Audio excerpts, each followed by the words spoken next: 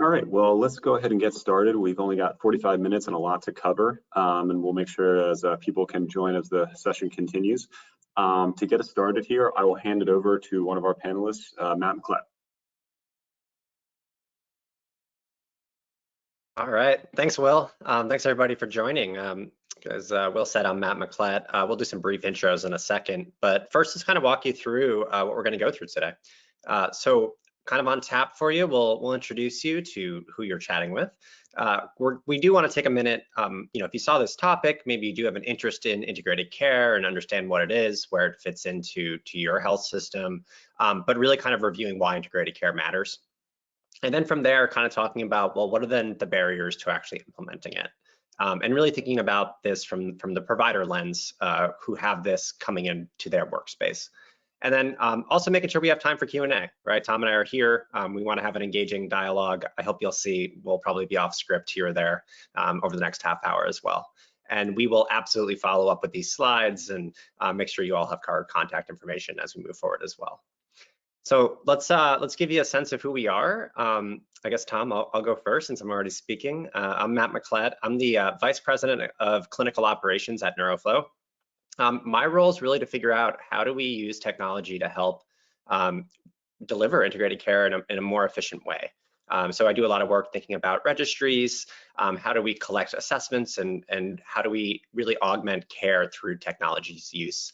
And my background is actually in health policy. I'm a registered nurse, worked in combat trauma, and another number of military settings as well. So Tom, let me pitch it over to you. Thanks, Matt. So I'm Tom Zaubler. Nice to be here with everyone today. I am the Chief Medical Officer at NeuroFlow, and prior to coming to NeuroFlow, I have a long-standing history being immersed in the world of behavioral health integration and collaborative care, going back to my fellowship in the mid-1990s at the University of Washington, where Wayne Caton was my mentor. Wayne was one of the pioneers in the field and really started the collaborative care model. I most recently was a department chair in North Jersey for 21 years and had a leadership role in a medical group there as well, and have been seeding programs in collaborative care for a very long time, and behavioral programs as well in different medical settings, and moved to NeuroFlow when it became incredibly clear to me that it's just very hard to scale these programs without the technology. So pleasure to be here with all of you today.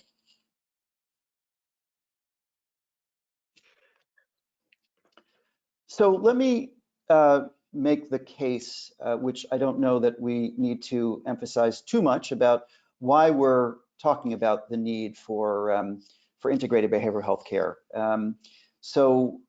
We know that psychiatric illness drives costs in an extraordinary way. The patients with depression have threefold or fourfold increased costs compared to patients with various illnesses without depression.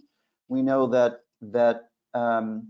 there are direct physiologic links that account for those costs, whether it's decreased heart rate variability, platelet aggregability. I mean, there are a number of factors that can lead to increased morbidity, in some cases increased mortality, that patients with medical illness, if they have underlying depression, anxiety, or other psychiatric illness, often they don't get better until you treat the underlying psychiatric illness. We know that that in most cases, depression goes unrecognized. In primary care, which is in fact the de facto mental health center for this country, about 85% of all antidepressant prescriptions are written by primary care docs.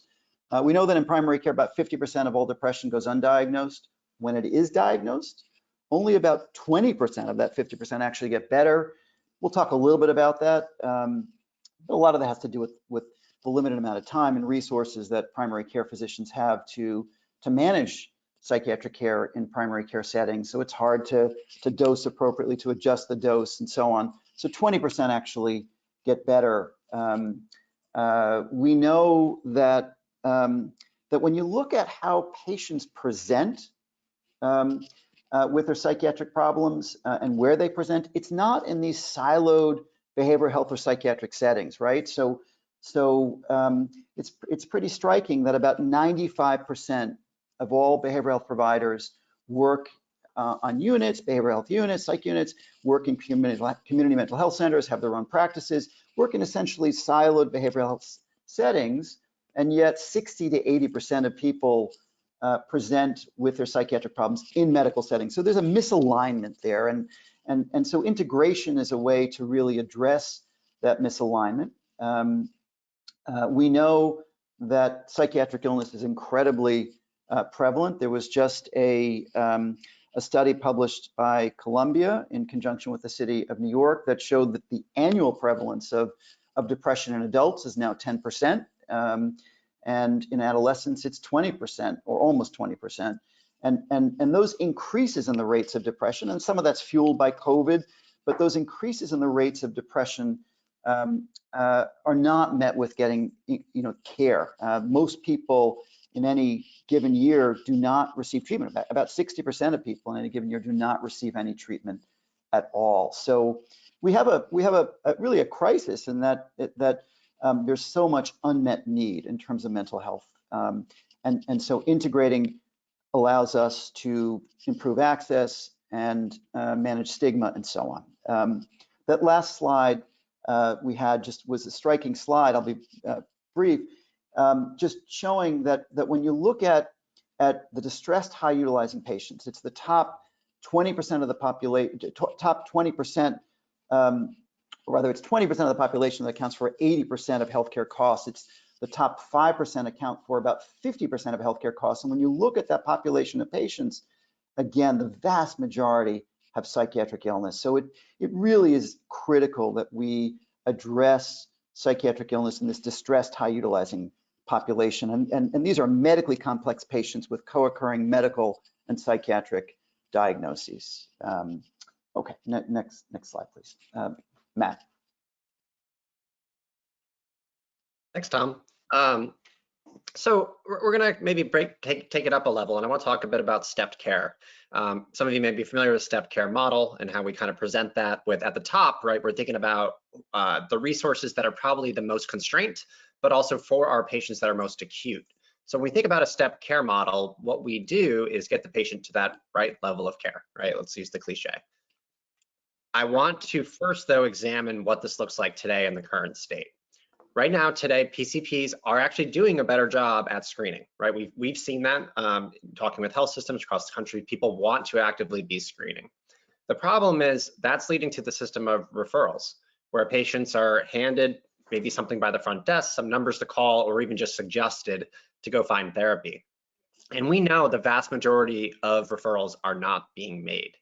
And those that are, well, if you go forward, right? Well, what do we know happens next? Well, now we know there's the long wait times. So even these, the minority of patients that are connecting and waiting, going for referrals, they're now waiting weeks to actually have them. So now we have most of this patient population with unaddressed behavioral health needs because we've referred them out into this gap in space. So the next thing that's going to happen is, well, that patient's going to end up winding back to you as the PCP. So, yep, there you go. Well, all right. So, right. So if we have these long wait times and we have this patient population without having the behavioral health needs addressed, it's only going to exacerbate those physical health conditions that Tom's talking about, as well as the mental health condition itself. And we know that at the end of the day, PCPs are the ones actually doing the majority of mental health treatment in the country, 85% of psychotropics, as Tom said, yet they're given very little support inside the clinic. So when we look at a model that we think is more equitable and also more efficient for health systems, we think about adding additional bricks to the stepped care model. So the first thing I'll point out is dead center here is we have integrated care. And what integrated care does is it allows for the treatment of mental health in primary care and physical health clinics, as well as helping to manage those referrals for those that do need that higher level of care. So they'll also make sure that we can care for those patients that do need to seek that higher level.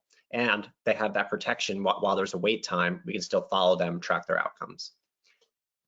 If you look below my lovely salmon colored box, you'll see that we can also start thinking about this further upstream. Right now, we're very reliant on patients coming into the clinic in order to do any sort of assessment or intervention.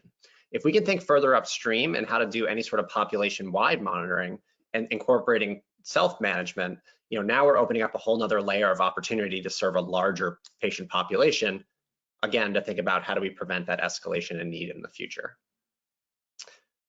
All right, let's go ahead and move forward. So, all right, Tom. Yeah, go ahead. Thanks, Matt. In thinking about why we're in the state that we're in, and it's interesting just to take a step back. The collaborative care as a model of integration was, the studies were done in the mid-90s initially, and we now have over 100 randomized controlled trials. And what's really striking is that only about 15 to 30% of primary care practices have any sort of meaningful behavioral integration, not just collaborative care, but any behavioral integration. So it raises a question: why are we here? Why is it after decades and multiple randomized controlled trials and adoption by CMS and the AMA and various others, we have CPT codes and so on, why is it so challenging to move forward with behavioral integration? And there are a number of reasons why. And what we're going to do is take you through some of the reasons, or we're referring to them as objections, that sometimes primary care physicians or practices have. So one of them is just the limited resources. We recognize that in primary care, the resources are very limited, both financially, clinically, and frankly, emotionally. It's a tall task that primary care docs have to manage patients medically, to get a psychosocial history, to do this all within a very compressed period of time. We know that staffing for front desk and MAs and others in primary care practices is often challenging, and to try to introduce screenings through pen and paper assessments and so on can be very time consuming and costly. We know that COVID, the pandemic, has really created a major financial problem for most hospitals. 2021, hospitals were recovering. 2022 is likely going to be a bad year for many hospitals, and 2023 is probably also going to be a difficult year. So resources are limited financially. We know that a lot of physicians are planning on retiring or leaving their practice in the next couple of years. So we're going to face an even greater shortage of physicians, and in particular in primary care. So there's a sense of feeling besieged by increased demand, and there is increased demand for behavioral health problems in primary care, in particular with COVID. That has been an incredible accelerator of that, and limited resources, in a sense that the resources in some ways are contracting in terms of managing these problems in primary care. So it is a very challenging time, and when you try to introduce a new model, and a model that's going to have some upfront costs, often there's a lot of friction and resistance to that. Could we have the next slide, please? Matt. So, I'm returning back to this image just to point out again that the work is already being done at the primary care clinic level. What I think Tom and I envision is trying to support the primary care providers, and that's the tone and message I think we really want to get across today. If you move forward again, Will, the one thing that's going to be really critical in this is thinking about the technology. We know providers don't have enough time to be looking up clinical guidelines, to be reviewing different platforms for different data, right? So what technology is able to do is really be able to capture those metrics we need and populate them where they need to go. So thinking about raw data scores around PHQ-9s and assessments, making sure those are captured either remotely or in the clinic, populating to the EHR, thinking about how do we make the care management more efficient that's delivered in these models so that we can increase caseloads to make it more cost effective. And ultimately really starting to build in standardized practice where we can think about clinical decision support to continue to empower those providers to treat mental health conditions along with the other health conditions that their patients are facing. Okay, I think we can move on.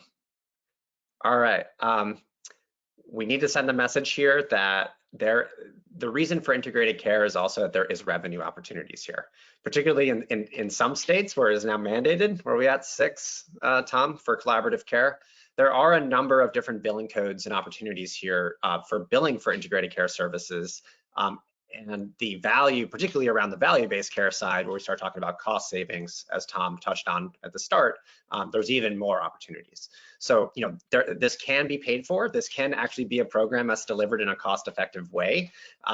So again, we probably don't have too much time. This is probably a whole webinar right here. But Tom and I are always happy to be resources and Neuroflow generally on helping to understand how to actually, generate revenue in these programs.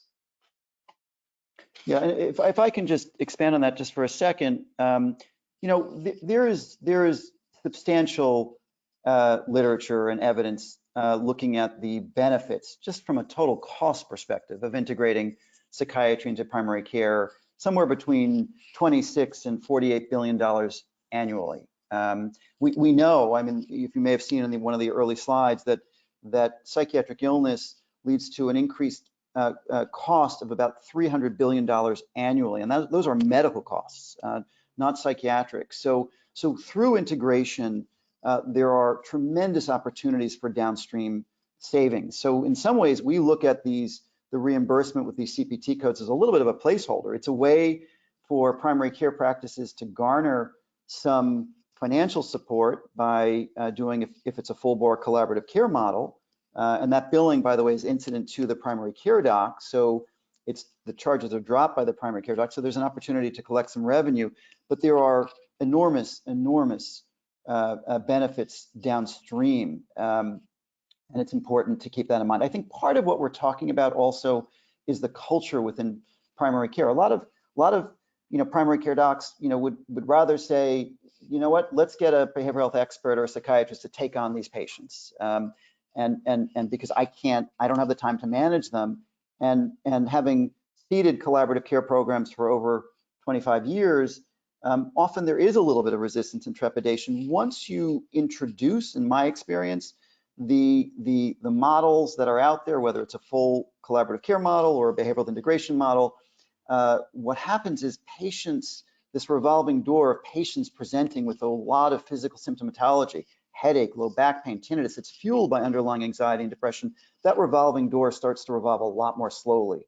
And what you see is patients are not as likely to need admission medically, not just psychiatrically, but medically, because you're addressing the underlying psychiatric issues and patients are getting better medically. So another issue is burnout. So we're all very aware that there is an epidemic of burnout in healthcare, that 6 in 10 healthcare workers talk about the pandemic having created burnout. We know that over 50% of primary care physicians report burnout, whether you look at the Maslach or other surveys that are done to assess burnout, which is characterized, as you know, by depersonalization, emotional exhaustion, a sense that physicians are just not getting the gratification from the work they're doing the way that they might have in the past. So the question is, why are we raising this as an issue? So first of all, when people are burned out, the ability to adopt change, just if you look at change management, it's going to be impacted deeply by that. So that's one thing. But we also know that there is substantial evidence that when you look at things like team-based care, when you look at integrating psychiatric behavioral health care into primary care, that actually burnout rates go down, that emotional exhaustion improves. Some of that may have to do with the fact, as I said, the revolving door stops revolving as quickly, but it does make a difference. And so while people don't often think about integration as a way of managing provider burnout, particularly primary care provider burnout, behavioral health the behavioral problems that patients in primary care have. There's an enormous financial and emotional cost to the providers because these are, as we were saying earlier, the distressed, high utilizing patients. They don't get better. It's very challenging to manage that population, these medically complex patients with multiple co-occurring conditions and underlying depression and anxiety. And once you treat the underlying psychiatric illness, it becomes much easier to manage the diabetes, the heart disease, or whatever it may be, and provider satisfaction does improve.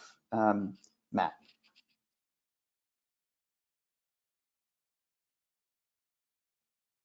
All right, so we'll keep moving on from here. This is a great plug. This is a great paper we did on exactly this topic. So if you want to learn more. But we're going to go in a bit now to the next objection 3, halfway there, in terms of prescribing, right? We hear this a lot from primary care providers. And I can't help but find the irony a little bit, because again, we keep coming back to this, you are prescribing, right? 85% of the medications today, but we know the training varies, right? By specialty, by where you went to school, all of these things vary in terms of your understanding of prescribing psychotropic medications. The beauty of integrated care is you get that support. So when we think about these team-based models, what you're actually getting along with that is behavioral health support and expertise. So when we think about the collaborative care model, that means having a behavioral health care manager, someone like a social worker on the team, as well as having that psychiatrist available for any sort of psychiatric support consultation that you need. What technology has really been great and allowed us to do is think about how to do this remotely, where we can actually request remote psychiatric consultations and be able to get that additional support during case reviews, where we actually bring up each patient to be discussed. And it's a very efficient way to deliver psychiatric care to a population. All right, I'm gonna take a pause there. Tom, anything you'd add about this support?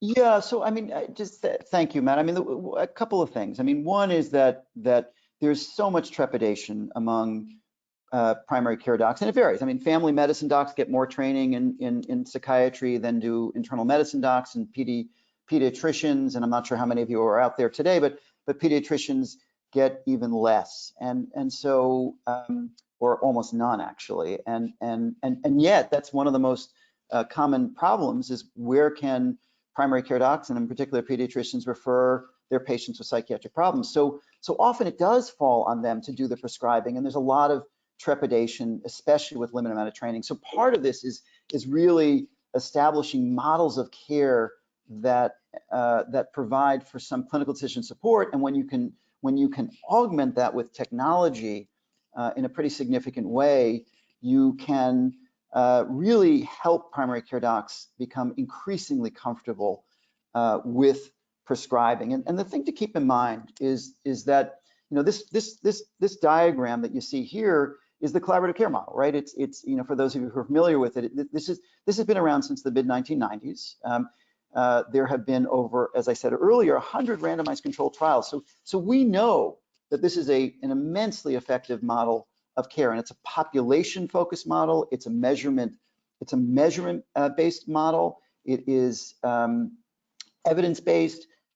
So it has many facets to it that speak to its efficacy and success in primary care and frankly other medical settings. And part and parcel of this model is a registry so that patients are tracked and no one falls through the cracks. So you can see if patients are getting better, and if they're not getting better, there can be adjustments in their medications.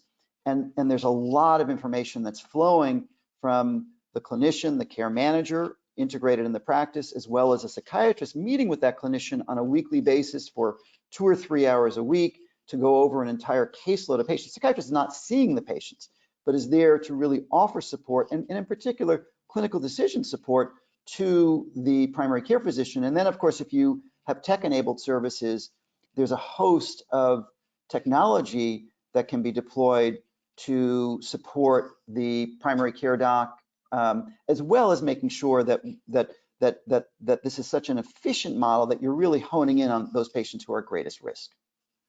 Yeah. Great, thank you so much, Tom. And I'm glad that you touched on that. We don't want to plug NeuroFlow too much. That's not the point of this webinar, but certainly thinking about the future of generating clinical decision support within the EHR and technology itself based on the treatment algorithms and the policies at the organization level. So things like the Texas Depression Treatment Algorithm and the VA clinical guidelines, these are things we can be incorporating in to support the providers. Change is hard. I think that's the whole point of objection 4. And I think the message here that we really want to send is, integrated care is a journey, right? We don't expect you to develop and go to collaborative care on day 1. Will, do you want to go next slide? This will happen over time. Oops, sorry, I just got a message that I'm disconnected, but it looks like I'm still here.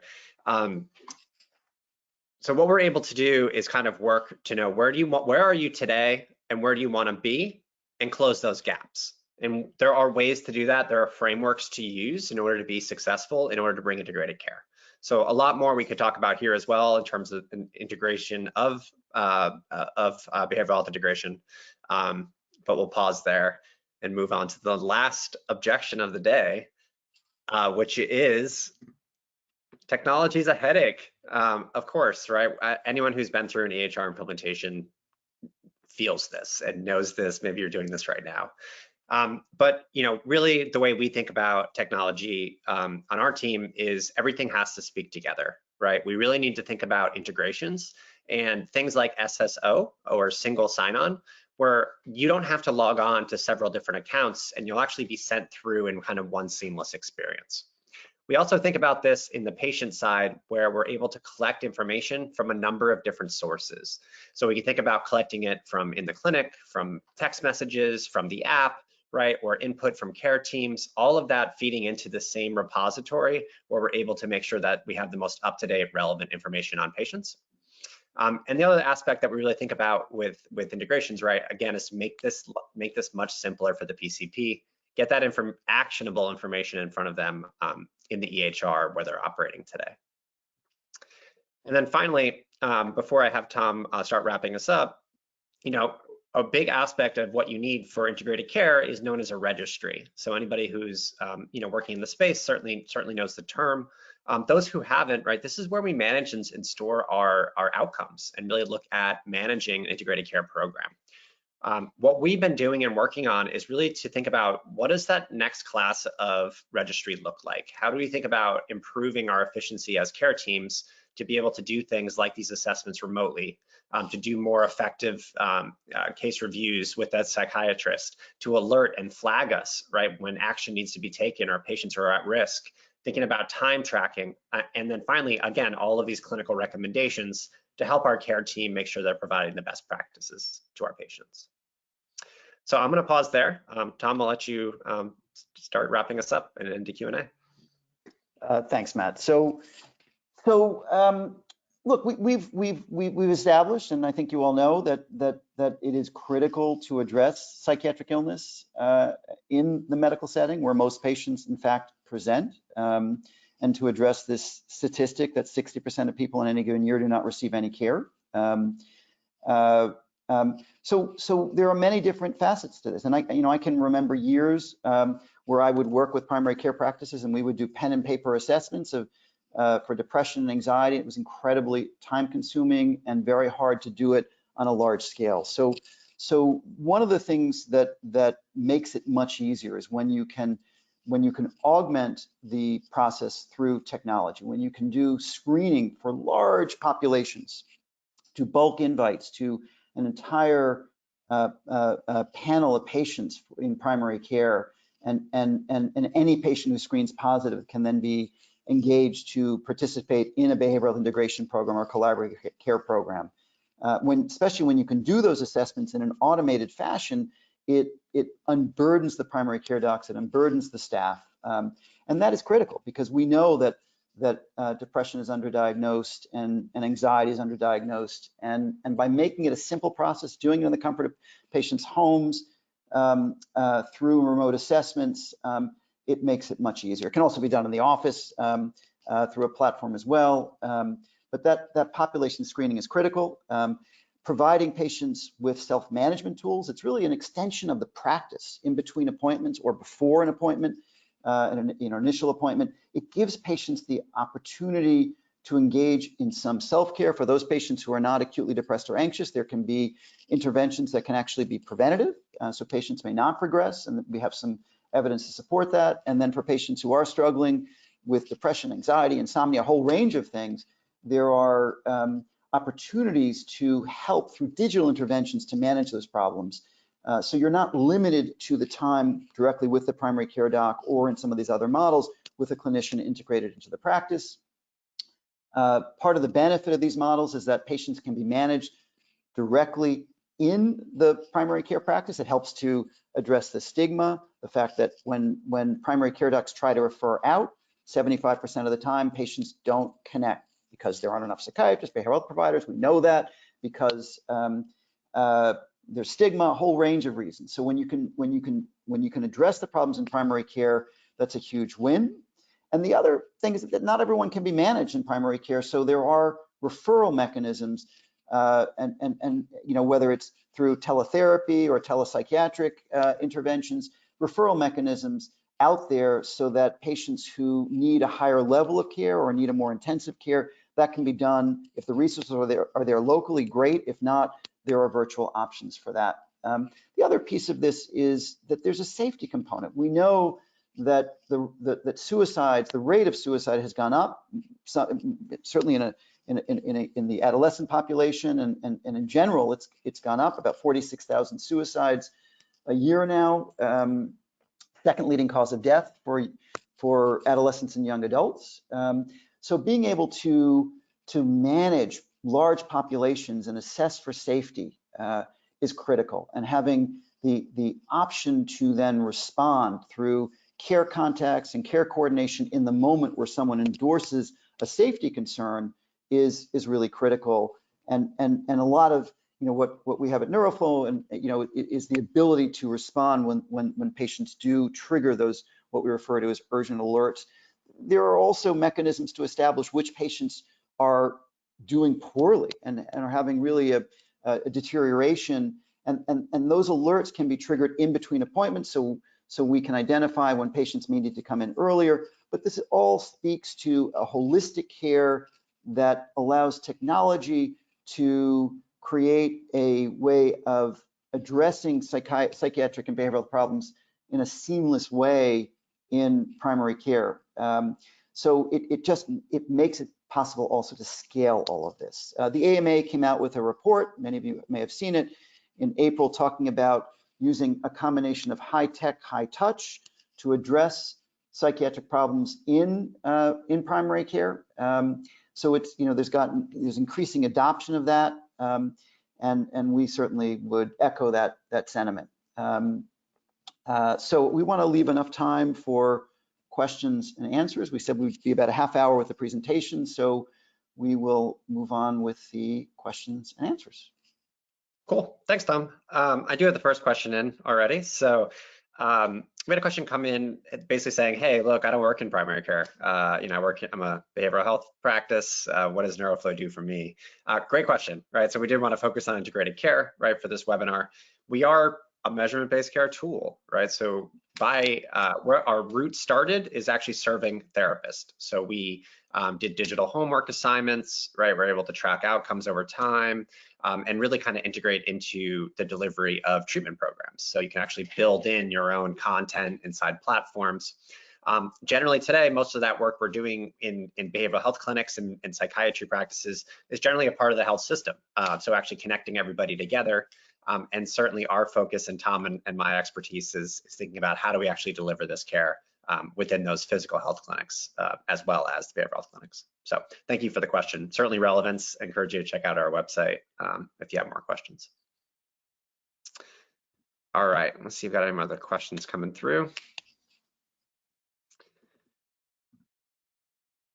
All right, Tom, maybe this is a good one for you here. What advice do you have to get organizational buy-in to shift toward integrated care? So what have you seen work kind of at the health system level to really get buy-in from that C-suite?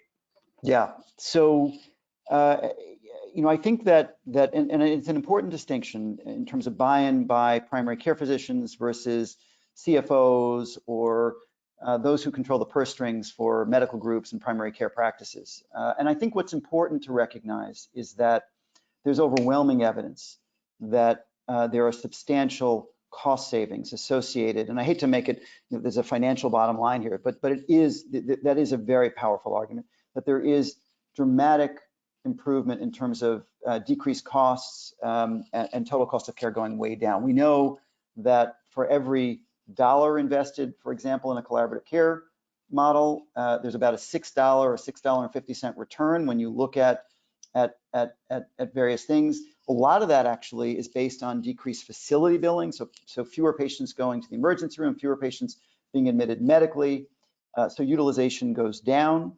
There are a host of value-based care arrangements out there that make it very compelling to minimize hospitalizations, to keep patients well, and so the savings opportunities are huge. And so I think that it's important to recognize, not only from a quality of care perspective, which is a given, but from a financial perspective, that those savings are there, and to present the literature that's out there to those who are making those decisions so that there can be buy-in, because often it becomes a matter of demonstrating the revenue streams that are being garnered and the savings that occur. One of the challenges is that those savings, sometimes it can take a while for them to appear. It's not a matter of months, it's usually a matter of a year or longer, so it depends on how long your horizon is. But I think that's one of the critical things to show, in addition to provider retention and the quadruple aim of medicine, improving provider satisfaction, helps to retain doctors and health systems and so on. So there are a host of reasons, but getting that perspective and information to the C-suite is important. Great, thanks. Had another question here about time tracking, and why are you time tracking in collaborative care, and is that for billing? The answer is yes, right? So you need to make sure in this model in particular, there are additional add-on codes where if you go over time, you actually bill additional billing codes for that time. So what we actually do is keep track, and we can run billing eligibility reports at the end of the month that help indicate, which billing code should we be used based on what program that patient's enrolled in. So lots of cool stuff we're able to do behind the scenes to track various programs a patient's in. So a patient could be in a PCVH model that's in your clinic, could be COCM, mix of the two, and we can track who is in which program. So very cool opportunity there for billing and across integrated care programs. Also, kind of a question here around kind of more whole health elements. So thinking about nutrition and sleep and all those good things. Absolutely, right? So we have what's called a gallery or journey, where patients actually go in and get any resources they want and any sort of educational modules on general health, right? We know the link. So we also have integrations with things like Apple Health Kit and Google Fit, where we're actually pulling a lot of that data in as well. So thinking about activity data and looking forward, thinking about using that more toward biometrics and things like that as well. All right, I'm trying to get through as many questions as I can. So let's see, any other ones coming up? Great, I think I'm caught up with questions. Tom, any other parting words of wisdom? We have about 3 minutes left, looks like. Yeah, no, I think we've covered. If there are no other questions, I do think with regard to that last question, it is important to look at social determinants. We actually have screens for social determinants. We need to look at sleep, medication adherence, a whole range of things. I mean, that's one of the things about using the tech-enabled resources that you can help to improve compliance with medications. You can emphasize the importance of sleep and exercise and a whole range of resilience activities, and it is very important. So looking at the patient as a whole, needless to say, is critical. All right, well, I want to thank you all for joining us today and spending time with Tom and I. We will send out these slides to everybody. Please feel free to reach out. I'm Matt Matthew at neuroflow.com. Check out the website. We have the Jefferson case study here, but worth noting, we just published that as actual research, peer-reviewed research on our impact that integrated care programs had at Jefferson. We actually saw a 34% reduction in ED utilization of the people in those programs compared to traditional mental health programs. So very exciting research and things underway. Hope you follow us on social media. That's also where you'll find a lot of our research coming out as well. So thanks again, and I hope you all have a great rest of the week.